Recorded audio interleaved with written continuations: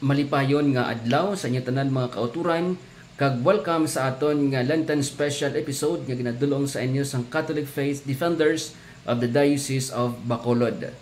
Sa sini nga tion, aton pag-istoryahan ang isa sa pinakaimportante nga adlaw sang aton nga pagsaulog sang Semana Santa nga amo ang Holy Thursday.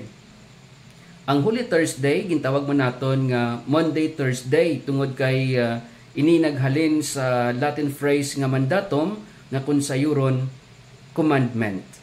Ang aton Ginoong Kristo nagsugo o nagmando sa iyang mga apostoles sa tion sang katapusan nga panihapon sa paghiwat sang pagpamyak-piyak sang tinapay para sa iya nga handumanan. Sa sini nga adlaw aton ginadumdum o kon ginakomemorar ang pagpamyak-piyak sang tinapay sang aton Ginoong Kristo kag subuman sa paghugas sang tiil sang iyang mga apostoles.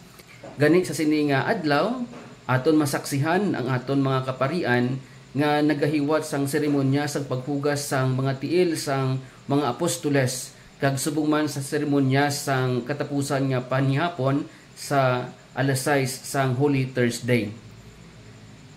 Kag sa siniman nga adlaw aton ginadumdum kag ginapasalamatan ang aton Ginoong Kristo sa pagtukod niya sang sakramento sang Eucharistia kag sang sakramento sang pagkapari.